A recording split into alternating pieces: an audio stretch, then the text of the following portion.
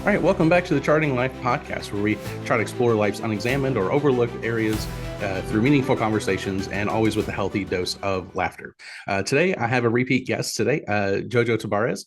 Welcome. She is the host of Heaven and Health and channel. I am really kind of tripping on words today. The host of the Heaven and Health channel and is a health coach as well. Anything that you want to give us an update on, or what's been going on since the last time we had a conversation? Well, I'm so glad. Thank you so much for inviting me back.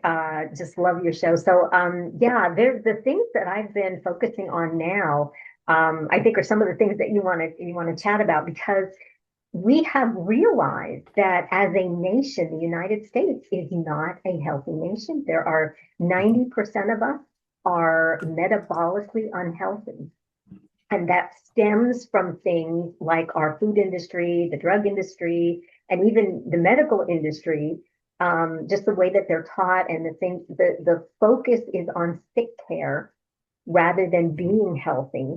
And plus I've been learning, I've been a health coach for 5 years, and I've known what our programs can do. But we just had some studies done that now we're the only health and wellness company in the world that can claim we reverse metabolic dysfunction. And we've learned that Wow. term because we didn't know that's what it was called, but we knew that it reversed diabetes and high blood pressure and cholesterol issues and fatigue and all of those things that we experience as a culture that many other cultures don't, because their food industry and all is not compromised.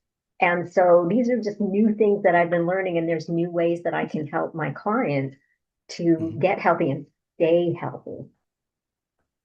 That seems very important. And if you could let us know a little bit about what metabolic disorder is. It's one of those things where we probably have a good idea, but it might be a little more complicated to actually explain it. But if you could kind of let us know in layman's terms, what does that mean? Basically, it's a lot of the issues that people have. We tend to think of them as it's a separate thing. We have diabetes, that's one thing. We have high blood pressure, that's a different thing. Really, it's all related to the fact that we are not a healthy body because we're not getting the best nutrition. And if you're not fueling your body the way it needs to be fueled, then you have all of these issues. And so it's on a metabolic level. It is not, this is a problem and that is a problem and that is a problem. And because if you're not healthy, you're not going to have the energy. If you don't have the energy, you're going to have other issues. So it's like a snowball effect, but Hmm. it comes from just simply not getting the proper nutrition and that we need because we're eating junk from our food Yeah, industry. absolutely. And I know there's a degree too where we kind of built these habits within us, almost to a degree of an addiction, you could probably call it as well. Yes. But there's comfort foods we may have, and that's usually not the things that are healthy. And I think the last time we were on, I think you talked about the idea that comfort foods only comfort you for a minute, but that's definitely not a long term comfort. They don't really bring comfort outside of just the moment. And I think that's really important to understand as well. If you're kind of living from you know anxiety incident to anxiety incident or whatever it is, you're going to keep going back to that, and you're training your brain Yes. to you're kind of building these neural highways to quickly go to this particular issue to fix the problem. And if you're not going to something that is more long term or something that's not going to help you, you're not fixing the problem. And you're I don't want to say you'll never get to it, but it can certainly feel that way. And I think that leads Yeah. into what you were saying, like you're tired and you're having a hard time to just get started. Um, is How would you suggest somebody, I guess, for starters, saying they feel themselves in that way? They've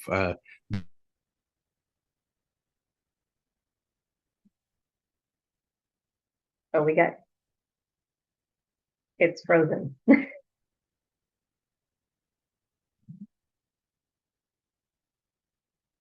on the comfort foods for so long, they've trained themselves in this way, and they want to get it fixed. What's like maybe step one? Well, the first thing I think is to understand what's going on because you hit the nail on the head. It is an addiction. It is actually an addiction. And the food industry puts all kinds of stuff that we can't pronounce in our food. And a lot of times it's on purpose so that we are addicted. It is an actual, it's the only legal addiction, Hmm. and it is a physical one. And so it is not your fault.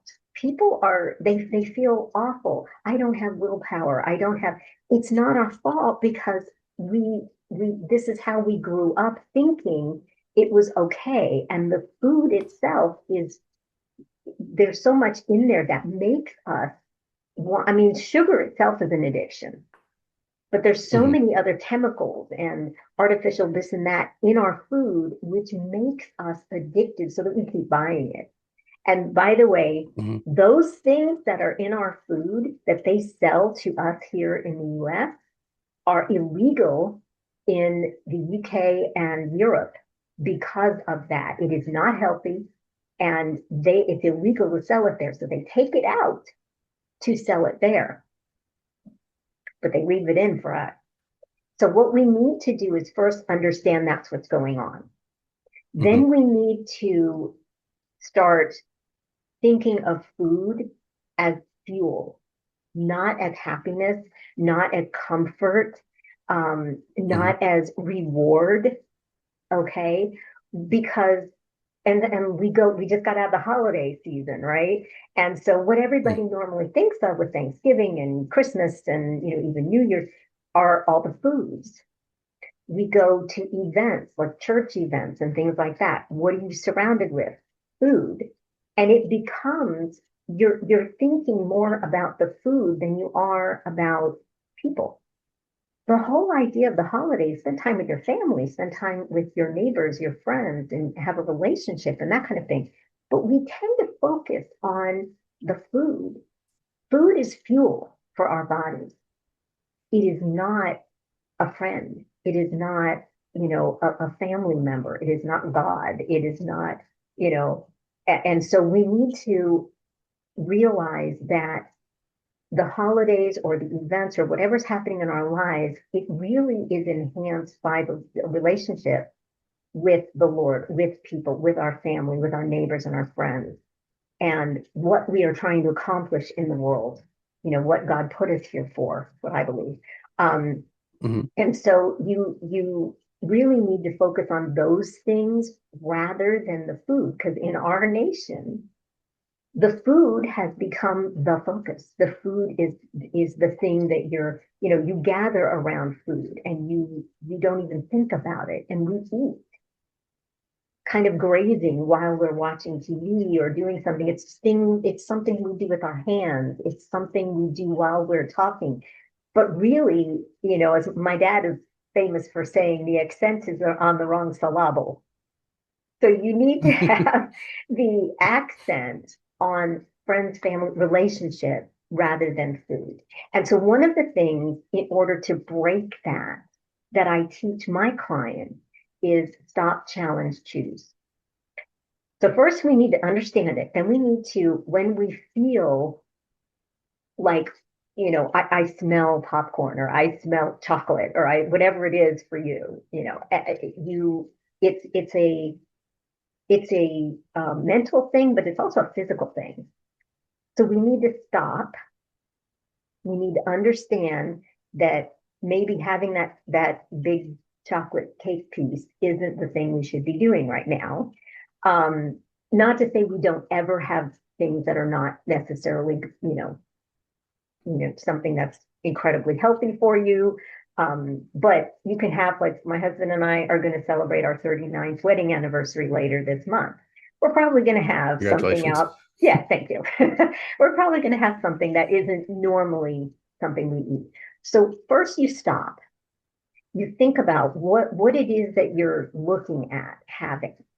Why do you want to have that? Is that really going to serve you? Then you challenge yourself. If it's not going to serve me, then you challenge yourself to bypass that and you choose not to eat it right now. Not saying you don't ever eat that piece of cake, but you stop, you challenge yourself, and you choose what you want to do. And that way, you're making better choices. One thing that I will say when you do this, which is incredible how God made our bodies. So when we stop and we challenge and we choose not to eat a lot of certain things that are not good for us, we then train our body and our brain to make that easier for us. So it's easier the next time and the next time. So when you keep doing this, you make better and better and better choices every time. And I've had clients tell me they had this favorite cookie of theirs, and they couldn't see the cookie and not eat it before. They couldn't smell it and not eat it. And they got to the point where not only did they see it and they didn't want it, they didn't feel like they had to have it, but they didn't even want it. But I had one client who said that was a cookie for her, and she tasted the cookie just to see what it would be like after months of not having it and not even wanting it. And she said, you know what? It didn't taste good. Because when you stop putting things in your body that doesn't serve you, the body realizes, I want the fruits and vegetables and the meat. I want the protein. This is what I want. And your taste buds will change. And you don't even like the garbage that the food industry puts in the cookie. Yeah. Well, definitely. Thank you for that. There's a few things you said that really stood out, and one that really caught me was that food is a fuel, not your friend. Yeah. And I think, man, that's something I'm probably going um, to kind of let that thought kind of rotate in my, stay in my mind for a while. I think that's a really good one. And I want to get into the new food pyramid here in a minute. But first, maybe get your thoughts. Something that I've tried to do at home. Some of the things that we've tried to recognize uh, some of our challenges when it comes to food. So it's again so easy to go for the sweets and the holiday foods. And I also like novelty and the new things. So if we're out at the store, especially during the holidays, there might be a new food that just looks amazing. So what my wife and I've been trying to do the last couple of years is maybe only get one in package of whatever it is, or the smallest package that we can, so that we can still be able to enjoy it, but in a smaller quantity, if possible. And we're trying to limit ourselves to like the Christmas tree cakes. Oh my goodness, it's so easy just to go and just buy out the store and just enjoy those so much. But we challenged ourselves that we were going to try to get one box and stick to that. And so that was difficult at times, but we really had to space it out and work, try to make these deals within ourselves to be able to do that. And another thing that we started doing is um, instead of just saying, "Hey, you should eat a lot more fruits and vegetables and the healthy foods," which is true. And so, I guess instead of saying, "Hey, you need to eat a salad or you need to eat this kind of food or that food," we've been trying to incorporate better food into our food. So if we're having ground beef or something, we'll add some, whether it's some beans or some onions or some other type of vegetable in there that's going to be helpful. And it's good to weed out some of the ones that are more toxic to us. But there's, as much as you need to take away some things, you also need to add the healthy fuel as well. So does that, I see you shaking your head, does that seem like good ideas? Okay. Yeah. So what you want to do Mhm. is you at every meal, every day, you're going to make better and better decisions. It's not about perfection. I think a lot of times my clients come to me and they think, oh, I can't be perfect. Well, you don't have to be, because the only person who was perfect on this planet was Jesus, and we're not him. Right, We right. can't be perfect, and you don't need to be perfect. What you need to do is exactly what you were saying. You need to make better and better decisions. You need to say, well, I'm going to have the Christmas tree cake. I think that's what she Mhm. said. But I'm going to Yep. have one. I'm going to get the small package. I'm going to have maybe one per day, maybe not 12 of them all at once, like I would have, or whatever. You make better and better decisions, and you get better and better for your body. Some people can go in and say, okay, I'm going to cut out all this and they only eat this. The other thing, and a lot of people can't. But what the other thing that you said was about, oh, get out of my brain. You were saying something about, uh, Was it adding more nutritious stuff into the meal? Well, with yeah, that, or is it something else? you're gonna make better and better decisions. But there was something else that you said that I was gonna add to, and I forgot what that was. Okay, moving on. Yeah, we might come up with it here in a minute Yeah. randomly. Yeah. But yeah, the other thing was the food pyramid. It has completely changed. And that kind of almost ties into what America, the kind of foods that we have here versus in Europe or some of the other places in the Yeah. world that bans certain chemicals or certain types of foods or even food dyes. And I just want to get your thoughts on the new food pyramid. Is that something that you think was that a good choice? Is there, what are your thoughts on the new food pyramid? So the food pyramid, when I was young and I was taught, it really it's flipped. They just flipped it upside down. That's how bad our food. They had the Hmm. grains at the top, and and carbs were big, and and so now it's really how we would define. It's protein, fruits, and vegetables at the top. That's where it should be. Our body needs protein in order to build. We need protein for muscle. That's a lot of other things too, is that a lot of the diet that we're going around based on the flip of the food, the food pyramid, um, you were eating all this junk, but you were limiting yourself. Well, the number of calories isn't it be all end all. You could have the Hmm. same 700 calories in one thing that has no nutritional value. Just lowering your calories is not the be all end all of even weight loss. I have a book right now I just released. It's free on weight loss myths. It is not just the calories; it's the quality of your nutrition that's important. And Hmm. protein is very important. If a lot of the diets and the pills and the shots and all of it, you lose muscle. And the problem with losing muscle is you then get tired and you then have all kinds of other, you're not healthy. And when Right. you focus on the protein, you keep your muscle. Most diets, you're going to lose 25% muscle. The GLP-1 shots, you're going to lose Hmm. 40% muscle. Wow. Yeah. With the programs that I coach, you maintain 98% muscle because we focus on the protein and vegetables and healthy fats. And you have a healthy meal that begins with those things. Oh, that's what I was going to say. It doesn't have to be Okay. salad. It doesn't have to be Yes. boring. Because one of the challenges that people have, and that was my husband's thing. I mean, if I have to have, boiled chicken and steamed broccoli, I'm out, right? He has to Hmm. have a lot of flavor in his food. And you can. It isn't the flavor that's bad. It isn't, they had the whole thing.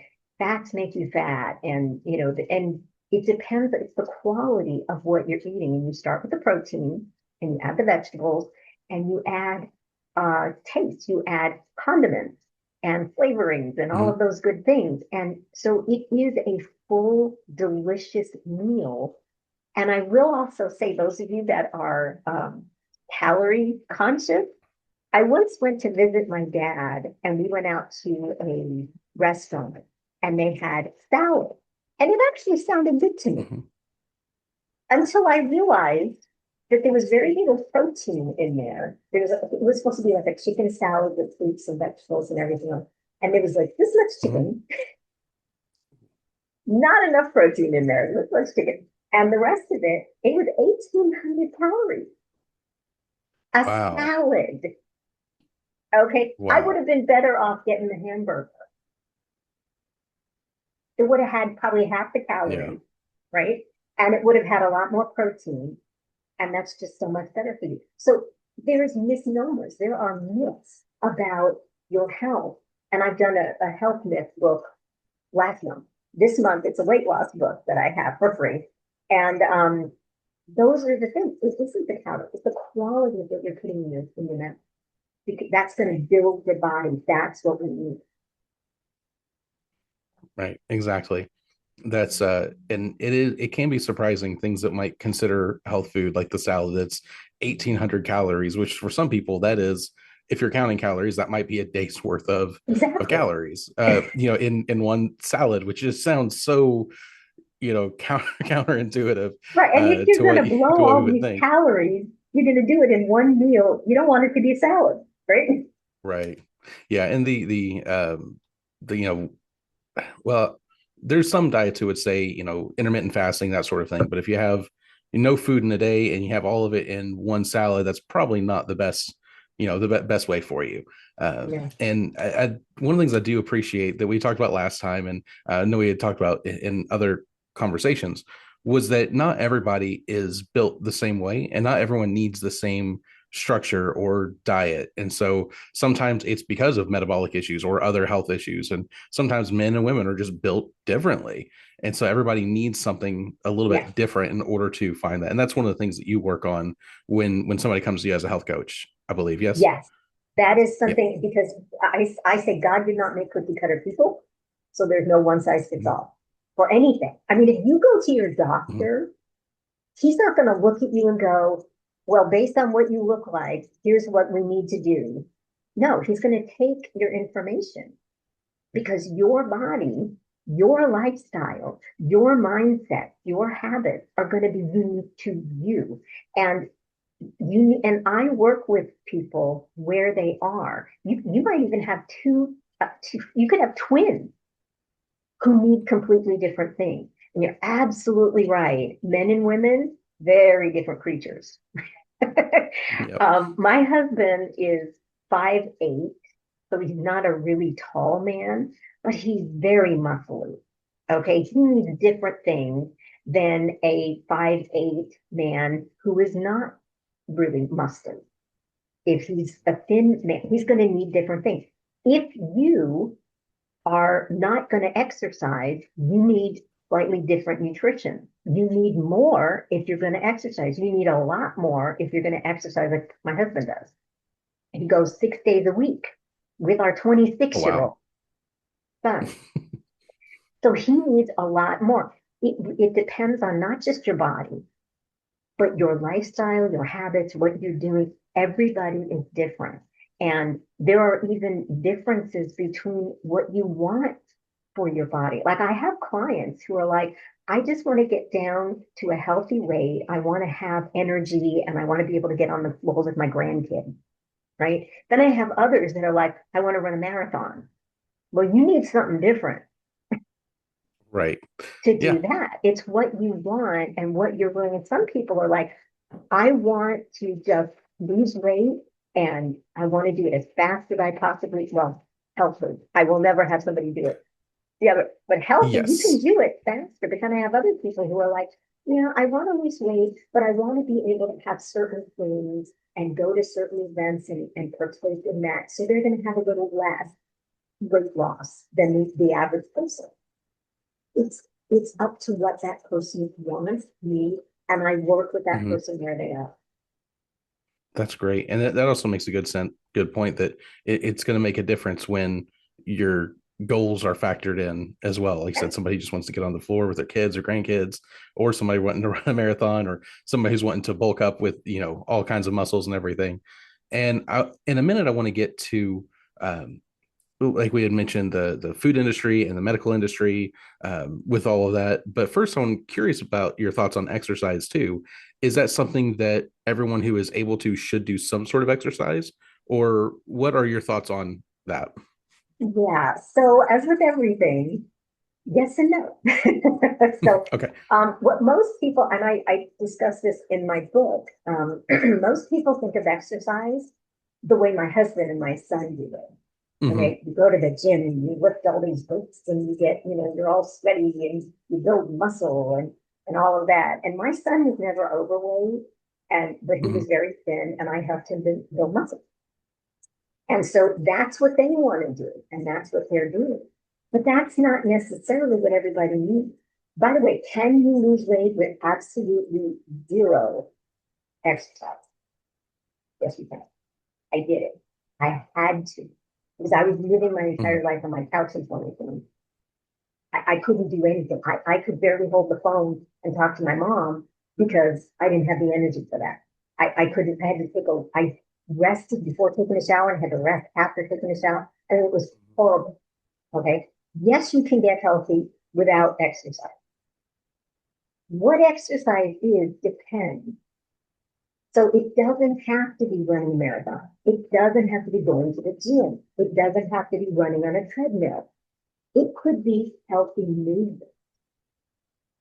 There are lots of things that you can do to get more movement. One of the things that I like to do is, and my husband started this, we used to live in Arizona, where it's basically the surface of the sun. And so Right, right.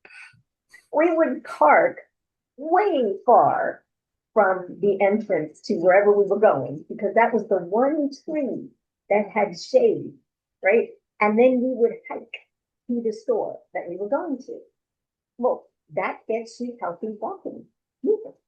It doesn't have to be this big deal. It doesn't have to be this, lifting weights and all of this to be healthy. And again, it depends on what is your goal. Is your goal to look like, Captain America or, Arnold Schwarzenegger? Right. Okay. But I don't want to look like that. And Mhm. and I don't want to take the time to go to the gym and do all those things to try and look like that. That's not my goal. My goal is to be healthy, and somebody else's goal may be I want to build muscle. And so it depends on what you want, but healthy movement is necessary. You Mhm. can't do it when you're lying on your couch, though. So Right. now I can. I tell a story. My daughter and son-in-law live in another state, and we went there and we saw Les Mis, I think it was. Okay. And we went to the theater, and you know how you go into the theater at different times. Some people come later, some are earlier, but everybody leaves at the same time. So we Yes. left the theater, and there were two elevators, and everybody was trying to get down. We couldn't get into the elevator. Two elevators, they were taken. We were far back. My husband said, "Let's take the stairs." And I think we were like 12 floors up, and we had to walk Oh, down wow. 12, yeah, so like 24 staircases, 12, whatever it was. I could not have done 2 floors.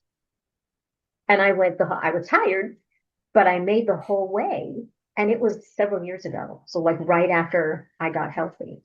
Okay, it's healthy movement, but that was a big increase from what I was doing. Yeah, absolutely.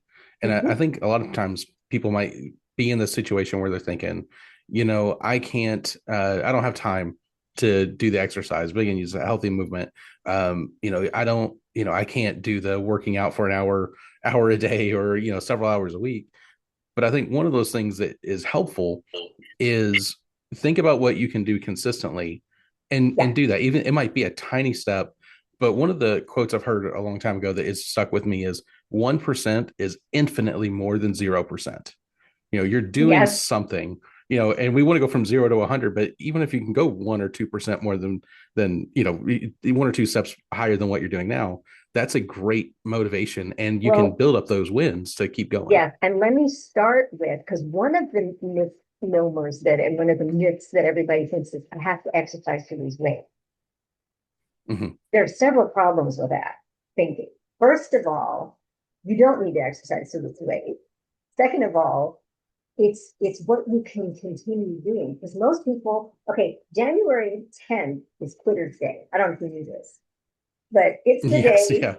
okay, where everybody quits going to the gym, because in Mhm. every year people say I'm going to exercise. They buy the gym membership, they start going to the gym, and they realize they can't continue because they think, first of all, that exercise is going to have them lose weight. 9 times out of 10, people don't realize how much exercise is needed, and you cannot out exercise a bad diet. I don't care Mhm. how much you exercise, you are not going to make a dent. And one of the problems with that much exercise and people that do it like in January because it's a New Year's resolution is that they're not used to exercise. And what are you going to do? You're either going to think, this is awful, I can't continue doing this, and you quit, Yeah. or you're going to hurt yourself. And I Right. know both happen all the, and I can tell you, I hurt myself. When I started trying to lose weight, I was on the treadmill. We have a treadmill, and I was not running. I was not walking quickly. I was walking at a normal pace because that's all I could do for like 10 minutes, and that was enough. I was like, but I hurt myself and I required 5 surgical procedures on my foot. Oh, wow. Yeah, you can seriously hurt yourself if you're not used to exercising and you're not going to be able to maintain it. So what you said is whatever you can do consistently, if it's 1% consistently, Hmm. that's better than, all out for 10 minutes and hurting yourself or saying, I can't do it. I can't do this. Right. Yeah.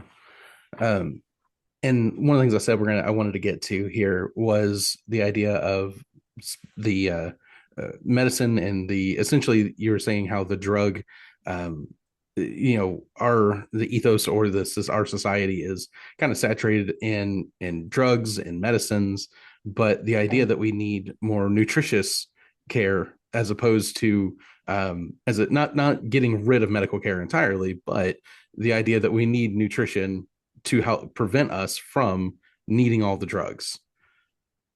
Absolutely. That's the foundation for our body with nutrition. And the problem with that is, and actually, John F. Kennedy Jr. just said that any new doctors are going to be required to learn nutrition uh, Mm-hmm. moving forward, which I think is amazing because most doctors, now my doctor said she was trained in nutrition, but she only took like 2 or 3 classes, and I knew more than she did. Oh, wow. That's pretty bad because at the time I didn't know anything, but I knew more than she did because I Mm-hmm. researched. I knew I was having issues. What do I do? And I'm Googling and I found more information than she had. And I even told her, and she said, well, but I understand what you're saying. I'm just not trained in that and I can't help you with that. It's not the doctor's Mm-hmm. fault. They go to, they get trained and they study and they, work with their patients, but in but what they're taught is drugs. They're not taught nutrition. They just honestly don't know. And a lot of times you have a drug to combat one thing, and then you get something else because of the drug. So then you need another drug to combat that other thing that doesn't interfere with the first thing. And the older you get, your body is like, how many drugs can I take? And so Right. Yeah. so that's one of the problems. And so the food industry has bad stuff in it. And then the drug industry really is a band-aid. Okay, here's something too. My husband had been unhealthy his entire life. Really, he was overweight as a child, and he had diabetes and extremely high blood pressure. And I got him healthy in 2020, but the damage to his eyes was already done. He Mm-hmm. woke up blind in one eye, and we've been dealing with that for a few years. And we went to the retinal specialist, and everybody there woke up blind in one eye. I mean, I don't know how many doctors are there, but they have thousands of patients, thousands of huge place. And they all woke up blind in one eye. And I asked about it. I think one of these people was on medications for blood pressure or diabetes. And he said, yeah. And I said, and they still woke up blind in one eye. And he said, yeah. Why? He said, because they still had diabetes. It isn't the medication that stops the problem. It mitigates the damage. It mitigates it makes the numbers good. Okay, it helps you in Mm-hmm. that respect. I'm not saying it doesn't, but it doesn't cure the problem. So he said, yeah, what you need to do is get rid of the diabetes. And that's what I can help people with. The diabetes, the blood pressure, so that they don't have. I mean, I had somebody, a friend of mine, I was talking to on Messenger. She was trying to get her husband to speak to me. And I wish to God he had. But he, God bless him, prioritized his family and his income. And he did not Mm-hmm. really want to make time and thought he was okay. He thought he was healthy. And he went to go help his daughter, who was pregnant, and just on her driveway, he was shoveling her driveway, died of a heart attack. You just, metabolic dysfunction. You just never know. You can feel okay and not be okay, like really not be okay. And you don't know when that's going to happen.